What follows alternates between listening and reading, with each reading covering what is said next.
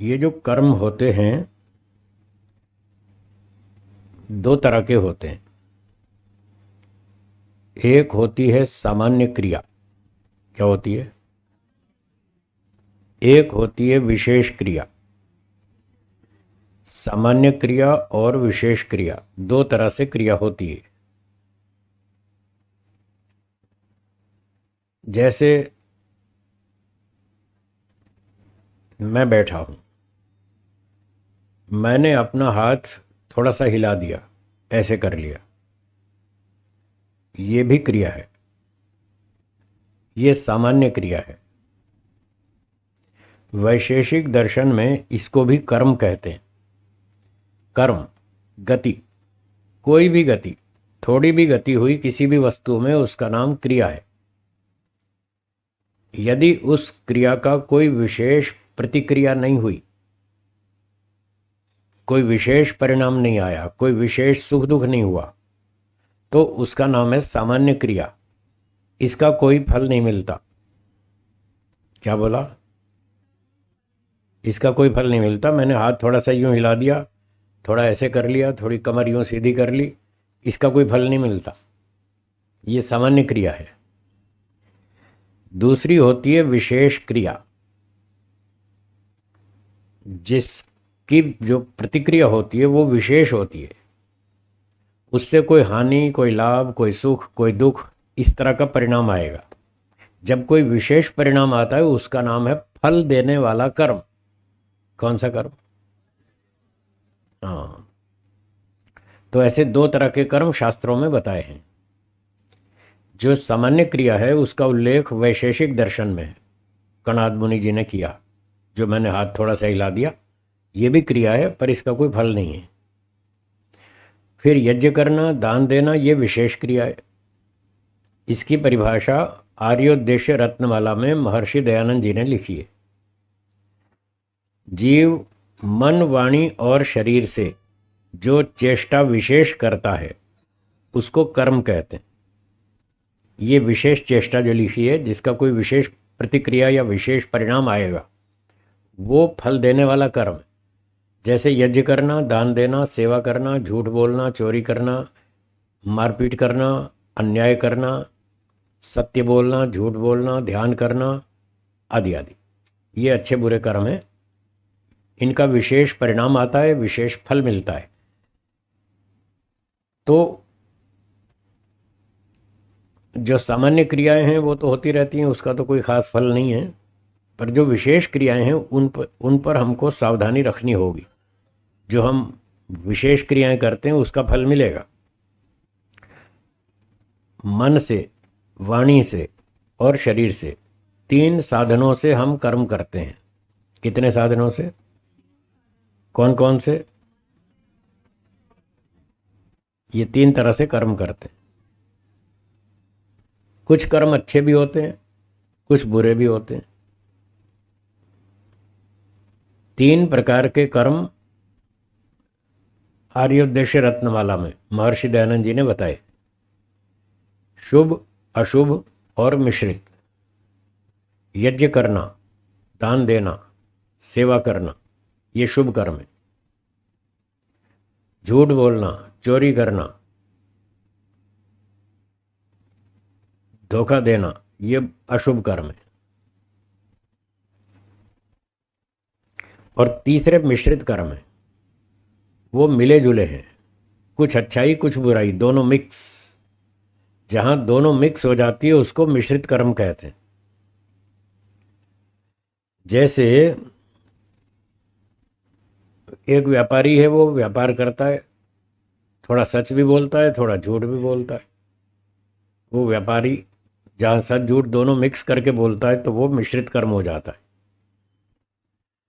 तो इस प्रकार से शुभ कर्म वो है जिससे हमें भी सुख मिले, दूसरों को भी सुख मिले, वो शुभ कर्म। ये परिभाषा है। जिससे हमारा भी सुख बढ़े, दूसरे का भी बढ़े, ये शुभ कर्म है। और जिससे दूसरे का दुख बढ़े और फिर बाद में हमको भी दंड मिले, तो अपना भी दुख, दूसरे का भी दुख, दोनों का नुकसान, वो अशुभ कर्म है। और जिससे कुछ सुख मिले कुछ दुख मिले, दोनों मिला जुला हो, थोड़ा हानि थोड़ा लाभ, वो मिश्रित कर्म। तो ये 3 तरह के कर्म आर्योद्देश्य रत्नमाला में महर्षि दयानंद जी ने लिखे। और एक चौथे प्रकार के हैं निष्काम कर्म। चौथे प्रकार के कौन से? वो योग दर्शन में लिखे हैं। कर्मा शुक्ला कृष्णम योगिनस त्रिविधम इतरेशा। इस सूत्र में योगी के कर्म चौथे प्रकार के हैं निष्काम कर्म। 3 तो हो गए त्रिविधम इतरेशा, शुभ अशुभ मिश्रित, जो आपने सुन लिए। और चौथे निष्काम कर्म वो योगी लोग करते हैं। ये जो 3 प्रकार के कर्म हैं शुभ अशुभ और मिश्रित, इनका नाम है सकाम कर्म। क्या नाम है? सकाम। सकाम का मतलब जिन कर्मों का उद्देश्य हमें सांसारिक सुख की प्राप्ति हो। सांसारिक सुख प्राप्ति के उद्देश्य से जो कर्म किए जाते हैं वो सकाम कर्म है। सांसारिक सुख का मतलब धन मिले, सम्मान मिले, प्रतिष्ठा मिले, कुछ मेडल मिले, कुछ प्रसिद्धि हो, प्रशंसा हो, रेडियो टीवी में अखबार में नाम आए, फोटो छपे, इस तरह का जो सांसारिक सुख है, इस उद्देश्य से जो कर्म किए जाते हैं वो सकाम कर्म। और जो मोक्ष प्राप्ति फल उद्देश्य से कर्म किए जाते हैं वो निष्काम कर्म है। सकाम और निष्काम में भी बहुत घोटाला है, इसमें बहुत भ्रांति है। लोग सकाम का अर्थ क्या समझते हैं? जिस कर्म के बदले में कुछ फल की इच्छा की जाए वो तो सकाम, और जहाँ फल की इच्छा ना की जाए वो निष्काम। ये गलत है। अभी तो मैंने बताया था फल के बिना तो कोई काम करेगा ही नहीं, सुबह बताया था ना। यदि अध्यापक को वेतन नहीं देंगे तो वो पढ़ाएगा? नहीं पढ़ाएगा। फल तो कुछ तो मिलना चाहिए। 2 तरह के फल हैं, एक सांसारिक सुख, दूसरा मोक्ष का सुख। यदि सांसारिक सुख चाहते हैं, उस फल की इच्छा से कर्म करेंगे तो सकाम कर्म होगा। वही सकाम कर्म जो शुभ कर्म है वो निष्काम कर्म में कन्वर्ट हो सकता है। कर्म वही है, बस हमारी इच्छा भावना बदल गई। हम उसके बदले में कोई धन सम्मान नहीं चाहते, हम मोक्ष चाहते। तो मोक्ष की प्राप्ति की इच्छा से यदि कोई अध्यापन करता है, वेद प्रचार करता है, तो वो निष्काम कर्म हो जाएगा। और वही वेद प्रचार करना यदि वो पैसे कमाने के लिए करता है तो सकाम हो जाएगा। वो लोग शर्त रखते हैं कि इतना पैसा दोगे तो आपके यहाँ प्रचार करेंगे। ये बड़े बड़े कथाकार 20-20 लाख 50-50 लाख लेते हैं एक एक कथा का। दुनिया को उपदेश दे, कहते हैं मोह माया छोड़ो। क्या उपदेश देते हैं? और अपने लिए 50 लाख दोगे तो कथा करूंगा, नहीं तो नहीं। मोह माया छोड़ो, और खुद फंसे हुए मोह माया में।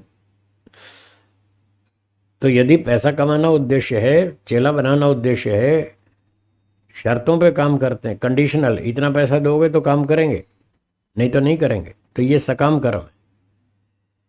और मोक्ष प्राप्ति के लिए कर्म करते हैं, कोई शर्त नहीं है, इतना पैसा दो, इतनी सुविधा दो, इतनी ये दो, इतना वो दो, कोई शर्त नहीं। बस हम काम करेंगे, आपको लाभ लेना है ले लो, नहीं लेना आपकी इच्छा है।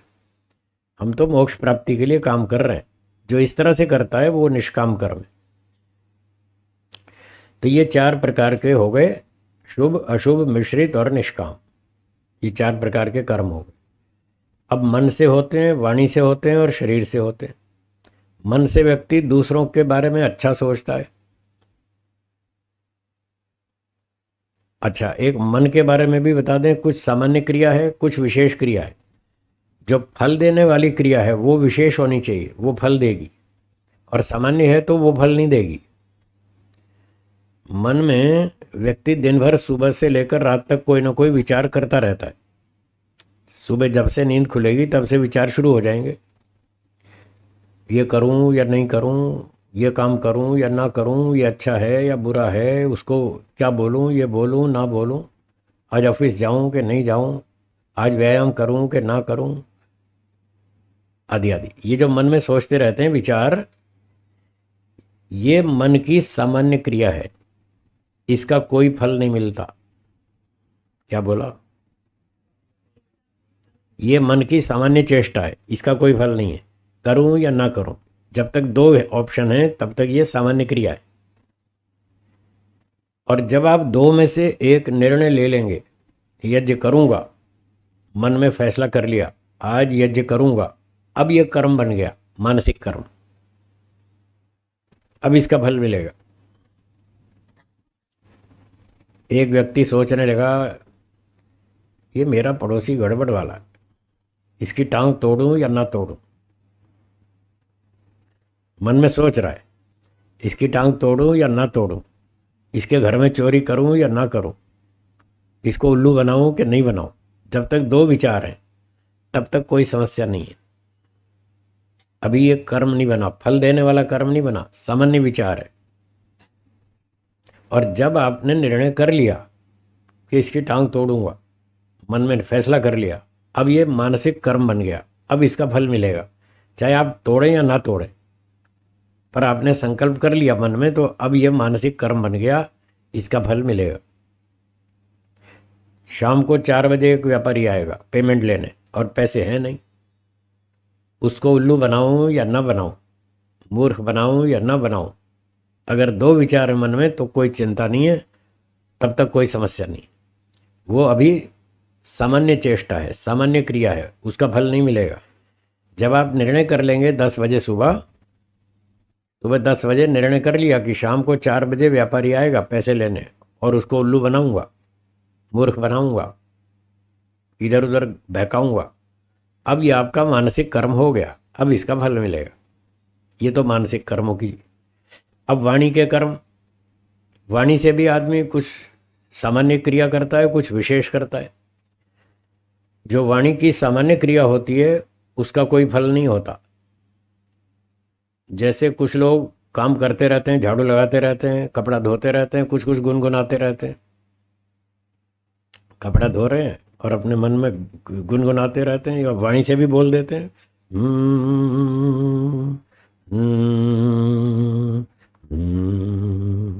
ऐसे कपड़े भी धोते हैं, झाड़ू भी लगाते हैं, और कुछ कुछ गुनगुनाते भी रहते हैं। तो यहाँ तक ये कोई विशेष कर्म नहीं है। और जब आप वाणी से कोई विशेष मंत्रोच्चारण करेंगे, अच्छा सच बोलेंगे, मीठा बोलेंगे, सभ्यता से बोलेंगे, अच्छा सुझाव देंगे, किसी को अच्छी सलाह देंगे, ये अब वाणी की विशेष क्रिया है, इसका फल मिलेगा। ये फल देने वाला कर्म है। कोई गायत्री मंत्र बोला किसी ने, ओम भूर्भुवः स्वाहा, इस तरह से जब विशेष मंत्रोच्चारण करेंगे तो ये वाणी का शुभ कर्म माना जाएगा, इसका फल मिलेगा। और अगर वाणी से कठोर भाषा बोलेगा, गालियां देगा, खाम खा ऐसे व्यर्थ में पड़ोसियों को, बच्चों को, ऐसे किसी को गालियां देगा, तो फिर उसका दंड मिलेगा। वो वाणी का दुष्ट कर्म है, अशुभ कर्म है। तो झूठ बोलना, धोखा देना, कठोर भाषा बोलना, खिल्ली उड़ाना, मजाक उड़ाना, किसी का अपमान करना, ये वाणी के अशुभ कर्म है। सत्य बोलना, मीठा बोलना, सभ्यता से बोलना, सम्मान से बोलना, अच्छी सलाह देना, सही रास्ता बताना, ये वाणी के शुभ कर्म है। और शरीर से यज्ञ करना, दान देना, माता पिता की सेवा करना, और संस्थाओं में सेवा करना, झाड़ू पोछा लगाना, भोजन बनाना, भोजन खिलाना, भोजन बांटना, ऐसे ये शुभ कर्म है। और चोरी करना, धक्का मुक्की करना, अन्याय करना, व्यर्थ में मारपीट करना, तो ये सारे शरीर के अशुभ कर्म हैं। तो इस तरह से कर्म की शुभ, अशुभ और मिश्रित कर्म, तीसरे मिश्रित कर्म है जिसमें थोड़ा मिला जुला होता है। तो ये 3 तरह के कर्म हुए सकाम कर्म। इन 3 में से जो शुभ कर्म हैं उनको निष्काम कर्म में कन्वर्ट किया जा सकता है, केवल शुभ कर्मों को, अशुभ कर्मों को नहीं, मिश्रित को नहीं। क्योंकि मोक्ष फल तो अच्छे कर्मों का ही होता है, अशुभ कर्मों का फल मोक्ष नहीं होता कभी भी। न मिश्रित कर्म का फल मोक्ष होता है, क्योंकि मिश्रित में भी गड़बड़ की मिलावट है। तो इसलिए वो दो तो कन्वर्ट नहीं हो सकते।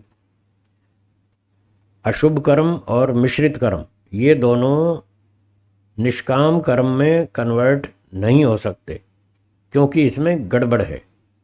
और जो शुभ कर्म है वो शुद्ध कर्म है, अच्छा काम है, उसमें अपनी और सबकी उन्नति होती है, सबको सुख मिलता है। उसको हम भावना से निष्काम कर्म में बदल सकते हैं। यदि मोक्ष की भावना से वो अच्छा काम करेंगे तो उसका फल मोक्ष होगा, वो निष्काम कर्म कहलाएगा। जो हम सकाम कर्म करते हैं उसके 3 फल मिलते हैं, जाति, आयु, भोग। क्या बोला? आपको मनुष्य की जाति मिली, जाति मतलब शरीर, जाति मतलब आपको मनुष्य का शरीर मिला, ये जाति कहलाती है। गाय, घोड़ा, कुत्ता, सांप, बिच्छू, पक्षी, कौवा, कबूतर, मक्खी, मच्छर, ये जो शरीर है इसको जाति कहते हैं। तो ये जो शरीर मिला ये आपके पिछले जन्म के कर्मों का फल है। एक नियम है, अभी 5-10 नियम सुनाऊंगा, उसमें एक नियम है कर्म पहले करेंगे फल बाद में मिलेगा, हाँ या ना। तो आपको तो पैदा होते ही शरीर मिल गया, तो जिस कर्म से ये आपको शरीर मिला वो कर्म आपने कब किया? पिछले जन्म में। तो ये पिछले कर्म का फल है जो आप मनुष्य बन गए। कोई घोड़ा है, कोई गधा है, कोई सूअर है, कोई कुत्ता है, कोई शेर है, कोई भेड़िया, हिरण, कोई कंगारू, ये सारे प्राणी, ये सब पिछले जन्म के कर्मों का फल है। तो जाति मतलब शरीर, आयु मतलब जीने का समय। मनुष्य 70, 80, 90, 100 साल तक जी सकता है। चींटी 100 साल तक नहीं जी सकती। मक्खी, मच्छर ये 100 साल तक नहीं जी सकते। उनकी आयु उनके शरीर के हिसाब से ईश्वर ने दी है। कोई 15 दिन जीता है, कोई 2 घंटे जीता है, कोई 4 दिन जीता है, कोई 20 दिन जीता है, कोई 2 महीना जीता है। वो उसकी आयु उसके शरीर के हिसाब से भगवान ने सेट कर दी। तो जिस प्राणी को जितना टाइम मिला जीने को वो उसकी आयु कहलाती है, यह उसके कर्मों का फल है। तो जन्म से जो आपको शरीर मिला, जन्म से जितना बलवान शरीर मिला, वो जितने दिन तक चल सकता है, जी सकता है, वो आपकी आयु है। एक आयु भगवान ने सामान्य रूप से दी है जो आपकी पिछली पेमेंट का फल है।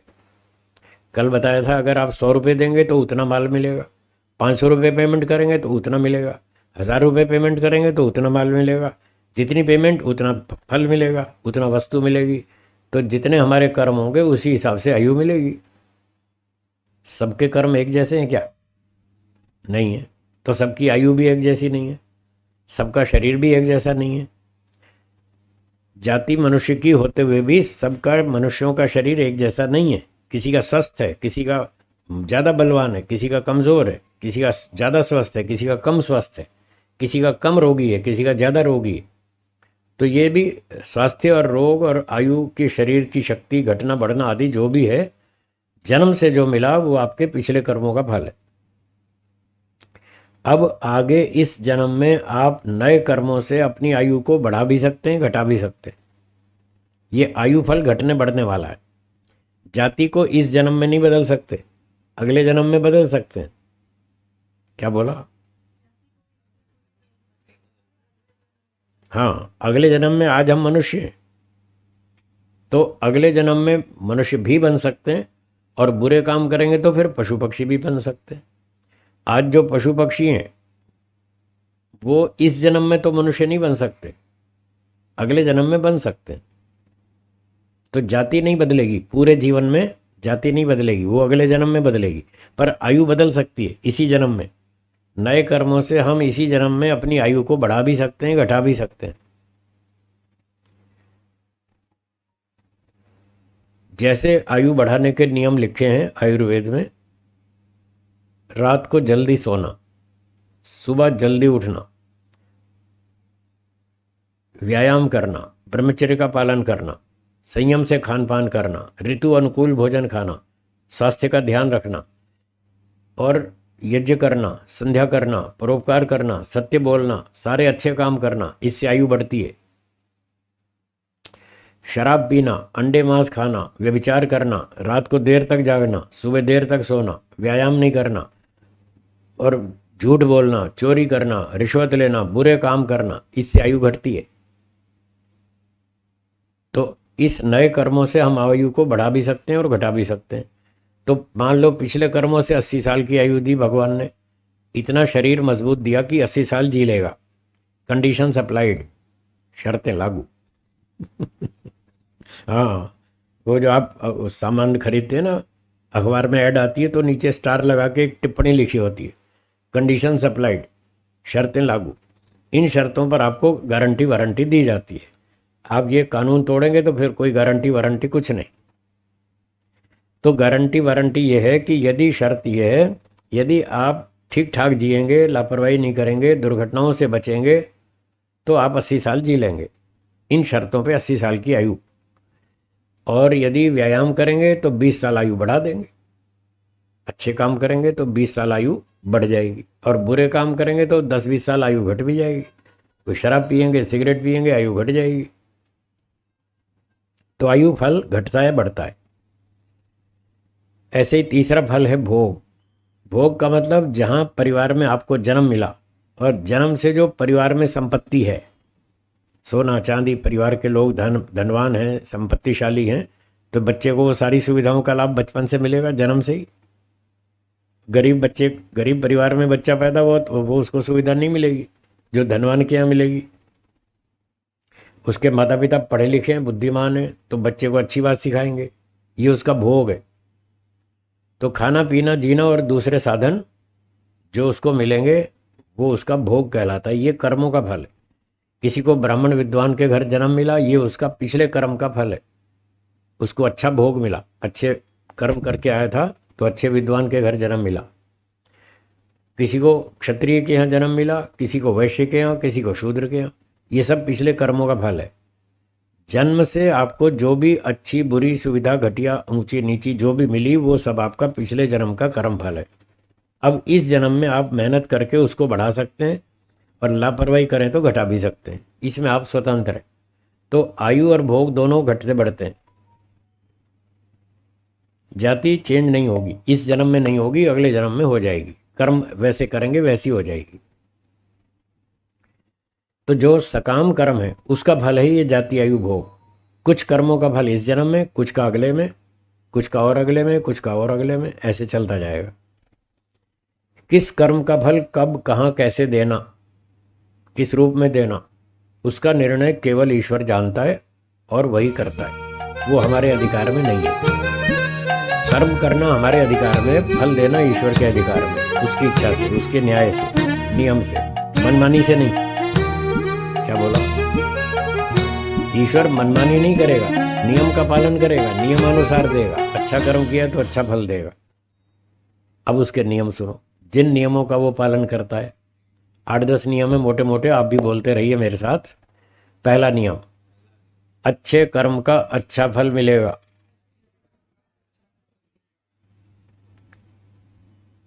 यज्ञ संध्या करेंगे, ध्यान उपासना करेंगे, अच्छे कर्म है, इसका अच्छा फल मिलेगा। मन में, जीवन में इस जन्म में भी प्रसन्नता रहेगी और अगला जन्म भी मनुष्य का मिलेगा। तो ये पहला नियम हो गया, अच्छे कर्म का अच्छा फल मिलेगा। दूसरा, बुरे कर्म का बुरा फल मिलेगा। चोरी करेंगे, झूठ बोलेंगे, सिगरेट पिएंगे, शराब पिएंगे, व्यभिचार करेंगे, पाप कर्म करेंगे, तो उसका फिर आगे बुरा फल मिलेगा। सुअर, कुत्ता, शेर, भेड़िया, हाथी, बंदर, वृक्ष, वनस्पति, ऐसी योनियों में ईश्वर दंड देगा। कुछ कुछ फल इसका इस जन्म में भी मिलेगा, टेंशन में रहेंगे, तनाव से ग्रस्त रहेंगे, किसी ने आपकी चोरी पकड़ ली तो डरते रहेंगे। इस तरह से उसको भय लगेगा कि कभी मेरी पोल ना खोल दे। अगर गलती पकड़ी गई तो दूसरे लोग उसको ब्लैकमेल करेंगे और वो डरेगा बेचारा। तो इस तरह से कुछ कुछ इस जन्म में और बाकी फिर अगले जन्म में, इस तरह से कर्मों का फल मिलता है। तो अच्छे कर्म का अच्छा फल, बुरे कर्म का। तीसरा, पहले कर्म करेंगे बाद में फल मिलेगा। विद्यार्थी पहले परीक्षा देंगे, बाद में नंबर मिलेंगे। आपने सबने बचपन में परीक्षाएं दी होंगी, दी थी, तो आपको फल मिले थे, नंबर मिले थे। पहले परीक्षा दी बाद में नंबर मिले, या पहले नंबर मिल गए एडवांस में और परीक्षाएं बाद में दी? हाँ, तो नियम है, न्याय की बात है, पहले कर्म करो बाद में फल मिलेगा। 3 नियम हो गए। चौथा, जितना कर्म करेंगे उतना फल मिलेगा। 1 महीना नौकरी करेंगे, 10 साल का वेतन नहीं मिलेगा, इतना मिलेगा 1 महीने। जितना कर्म करेंगे उतना फल मिलेगा, कम भी नहीं अधिक भी नहीं। अगर कम अधिक मिला तो अन्याय। जो कर्म का फल है वो न्याय है। हाँ बोलिए। जो कर्म के हिसाब से फल मिला वो तो है न्याय, और अगर कम अधिक मिला तो अन्याय। अथवा बिना कर्म के मिला तो भी अन्याय। बिना कर्म किए किसी को वेतन देते रहो, ये अन्याय है। काम करता है 1 महीना, वेतन देते हैं साल भर का, ये अन्याय है। काम करता है 20,000 का, वेतन देते आप 50,000 का, ये अन्याय है। अथवा 20,000 का काम करता है, वेतन 8,000 देते हैं, ये अन्याय है। तो ये सारा अन्याय है जो कर्म के विरुद्ध दिया जा रहा है, कर्म के हिसाब से नहीं दिया जा रहा। कम दे रहे हैं, अधिक दे रहे हैं, या बिना ही कर्म किए दे रहे हैं, ये सब अन्याय है। तो कितने नियम हो गए? 4। 5वां, जो व्यक्ति कर्म करेगा उसी को फल मिलेगा, दूसरे को नहीं। ठीक है, जो परीक्षा देगा उसको नंबर मिलेंगे, जो नहीं देगा उसको नहीं मिलेंगे। जो अच्छा काम करेगा उसको इनाम मिलेगा, जो नहीं करेगा उसको नहीं मिलेगा। जो बुरा काम करेगा उसको दंड मिलेगा, जो बुरा काम नहीं करेगा उसको दंड नहीं मिलेगा। तो जो व्यक्ति कर्म करेगा उसी को फल मिलेगा। 5 नियम हो गए। 6ठा नियम, यदि कर्म करेंगे तो फल अवश्य मिलेगा, माफी नहीं होगी। हाँ, इसको जरा खास याद रखना, ये बहुत बढ़िया नियम है। यदि कर्म करेंगे तो फल अवश्य मिलेगा, फिर उसमें माफी कुछ नहीं। वहां किंतु परंतु जी माफ कर दो जी, गलती हो गई जी, मैंने ऐसा किया वैसा किया, मुझे पता नहीं था, बहाना कुछ नहीं चलेगा। आपने कर दिया तो फिर फल जरूर मिलेगा, उसमें फिर कोई बहाना कुछ नहीं चलेगा। इसलिए बहुत सोच समझ के काम करना पड़ेगा। गलती हो गई तो दंड मिलेगा ही मिलेगा, कोई भी नहीं बचा सकता आपको, कोई भी नहीं बचा सकता। 6 नियम हो गए। 7वां, अच्छे बुरे कर्मों का आपस में कैंसिलेशन नहीं होगा। हाँ, कैंसिलेशन। कैंसिलेशन का मतलब एक व्यक्ति ने 50 काम अच्छे किए और 20 घोटाले किए। वो कहता है भगवान से, हे भगवान मेरे 50 में से 20 कैंसिल कर दो, हैं 30 अच्छे बचे वो दे दो। इसको बोलते हैं कैंसिलेशन। तो कैंसिलेशन नहीं होगा। उसने अच्छे कर्म कितने किए? 50। बुरे कितने किए? तो टोटल कितने हुए? 70। 70 कर्म किए, 70 फल मिलेंगे। 50 में से 20 कैंसिल कर दें तो कितने बचे? तो ये न्याय थोड़ी है। कर्म किए 70, फल मिले 30, ये कोई न्याय है क्या? जितने कर्म उतने फल, ये न्याय है? तो 70 कर्म किए 70 फल मिलेंगे, 50 अच्छे किए 50 अच्छे फल मिलेंगे, 20 घोटाले किए 20 का दंड मिलेगा। एक दिन बंबई में मैं प्रवचन कर रहा था, आर्य समाज सांता क्रूज में। तो वहाँ मैंने ऐसे ही कह दिया कि भगवान कैंसिल नहीं करता कर्मों को, अच्छे बुरे कोई कैंसिलेशन नहीं होता।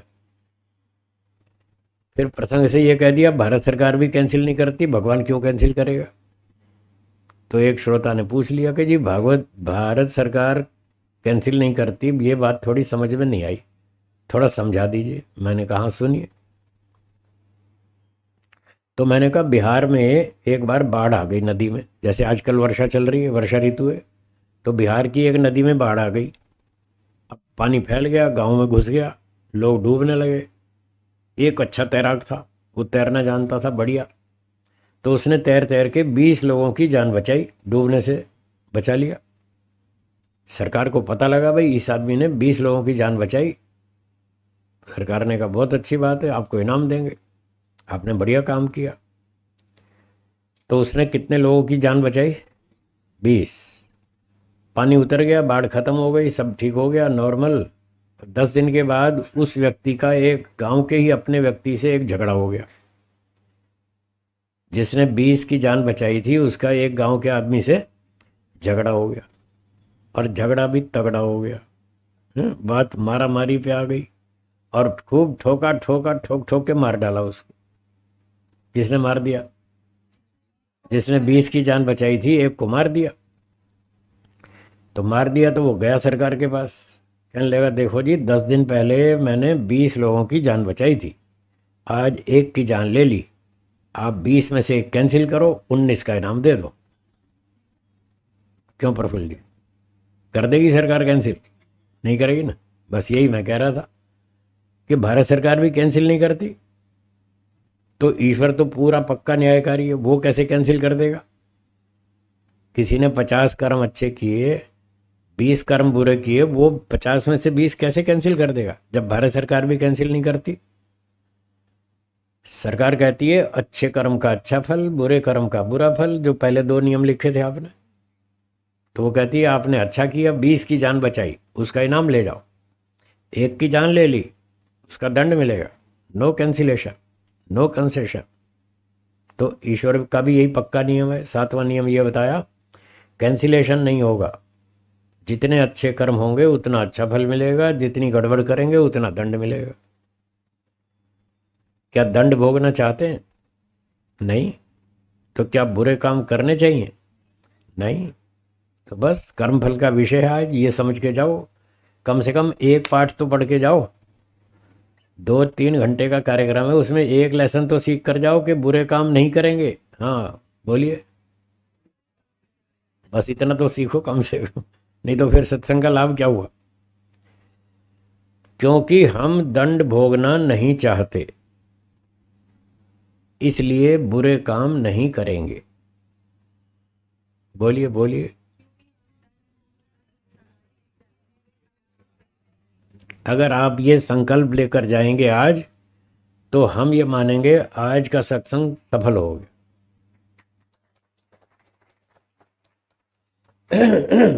तो कितने नियम हो गए? 7। 8वां नियम,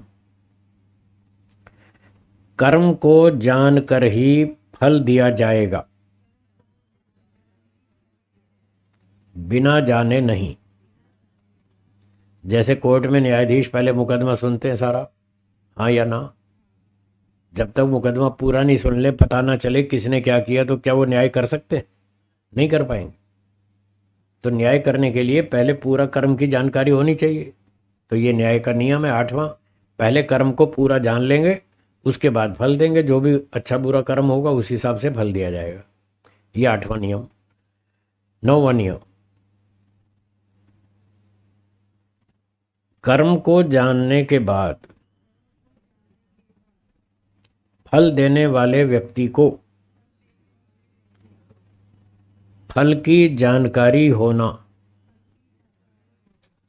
भी आवश्यक है। अगर न्यायाधीश ने मुकदमा तो सुन लिया कि ये अपराधी है, इसने अपराध किया, इतना किया, ऐसे किया, प्रमाण भी सारे मिल गए, अब उसको ये फल का पता ही नहीं कि इस कर्म का क्या और कितना फल दिया जाए, ये पता नहीं, तो क्या वो न्याय कर पाएगा? तो ये भी एक नियम है कि उसको फल की जानकारी भी होनी चाहिए। किस कर्म का क्या और कितना फल देना, वो जानकारी भी होनी चाहिए, तब वो ठीक न्याय करेगा। ये 9वां नियम। और 10वां नियम, कर्म का फल अधिकारी व्यक्ति ही देगा, सब लोग नहीं देंगे। ये 10वां नियम। अब कोई गलती होती है नगर में, कोई गड़बड़ हो जाती है, चोरी झूठ छल कपट हो जाता है, धोखाधड़ी अन्याय होता है, तो उसका दंड देने का अधिकार न्यायाधीश को है। हर आदमी को दंड देने का अधिकार नहीं है। आप उस अपराधी को पकड़ लो, पुलिस तक ले जाओ, कोर्ट तक ले जाओ, वहाँ शिकायत करो, फिर आगे न्याय करना वो अधिकारी का काम है। वो न्यायकारी न्यायाधीश वो उसका फल देगा। तो ये 10 मोटे मोटे नियम हैं, और भी हो सकते हैं, मैंने तो संक्षेप से मोटे मोटे काम चलाऊ 10 नियम बता दिए। इतने भी समझ लेंगे तो हम बुरे काम नहीं करेंगे, अच्छे काम करेंगे, हमारा जीवन बहुत अच्छा बनेगा। यज्ञ करेंगे, ध्यान करेंगे, स्वाध्याय करेंगे, सत्संग करेंगे, परोपकार करेंगे, अच्छे काम में दान देंगे, माता पिता की सेवा करेंगे, अनुशासन में रहेंगे, अगला जन्म भी अच्छा होगा। ऐसे ही 2-4 जन्म मेहनत करके मोक्ष में चले जाएं और बुराइयों से बचेंगे।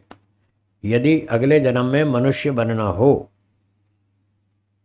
क्या आप अगले जन्म में मनुष्य बनना चाहते हैं?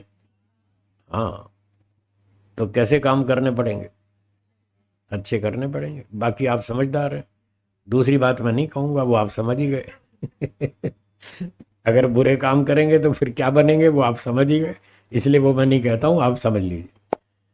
चलिए, बातें बहुत हैं, समय कम है, प्रवचन को विराम देता हूँ।